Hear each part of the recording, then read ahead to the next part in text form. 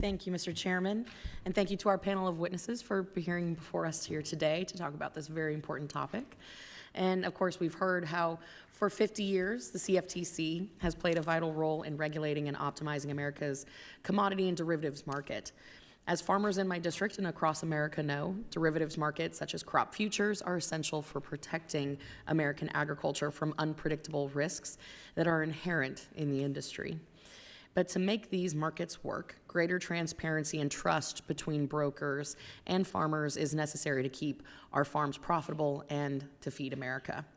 Now, what I would like to discuss today is how we can use our technological superiority and innovative advancements, such as blockchain, which I've been listening and you all have been addressing in a couple of different ways here today, to make these markets more efficient and transparent. So I'm going to start with you, Mr. Giancarlo. In the world of digital assets, blockchains, as we all know, are an instrumental tool in ensuring that transactions are transparent and openly visible.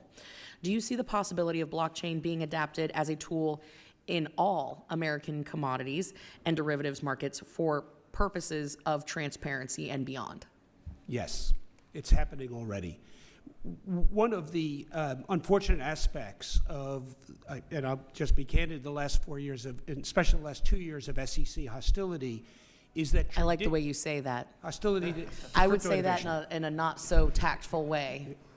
But bastards. Well, I'll leave that to you. But what I will say is one of the byproducts, but it has been that traditional financial firms have stayed away.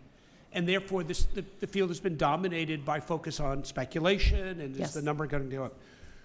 Now that there is, in fact, a more welcoming approach, what I'm seeing in my work is traditional financial firms are moving in a big way. And they're bringing with it their traditional notions of safety and soundness, of doing things properly, of building out systems, industrial grade capability.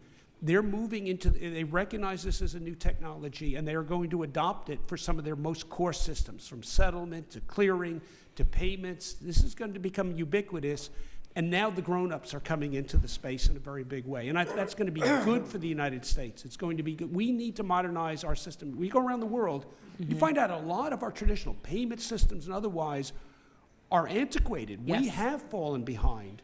We need to jumpstart this. Fortunately, we've got a new technology that allows us to do it. So I'm very excited about what this means.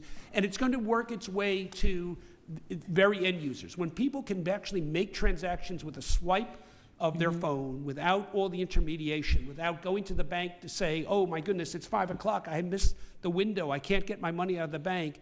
Being able to do transactions directly, especially for people in rural communities that don't have access to branch banking, this is going to be revolutionary. Well, and to your point about antiquated systems, I mean, that's largely one of the reasons why our derivatives market is overseas now, the majority of it. So that's one of the challenges. And unfortunately, there's this preconceived notion that in agriculture particularly, that they're not innovators. Our producers are actually the original innovators. So I think that there's a window here for us to really adopt, particularly leveraging the capabilities of CFTC. So one of the big concerns with the system and the use of blockchain with tangible goods versus intangible goods like cryptocurrencies, how can we get over this hurdle? Because there's a lot of talk of how do you adopt it into a tangible good, right? How do we avoid instances of fraud? It's happening very rapidly. I think we're going to look back this time next year, and we're going to see 2025 as the year where traditional finance moved into digital assets and blockchain in a very big way. There's a lot happening that you're going to be hearing about in the months to come that's going to be really revolutionary. We're now, the game is afoot. It's happening now. Okay, I'm going to follow up with you offline because I have some more, but I want to get to Mr. Sexton. So, Mr. Sexton, you discussed in your testimony how in 2018 the NFA implemented Compliance Rule 2-51 to address the risk that comes when investors trade in digital assets without fully understanding the risk, the products at hand. What lessons and potential pitfalls would you share with policymakers here in Congress in trying to craft, and I despise the regulatory environment in its current form, so being very cautious of that, enforcement frameworks, regulatory environments when it comes to digital assets in 18 seconds. Congresswoman, thank you very much. And the lesson I will share is you have to be nimble. And the disclosures that we adopted in 2018, for example, we are again looking at today because this market has changed. And so we want to make sure customers are informed. We need to be nimble. As a self-regulator, that's one of the things that we can do effectively, working with our members to do so, and we'll do so. Okay, thank you. My time has expired, and I yield.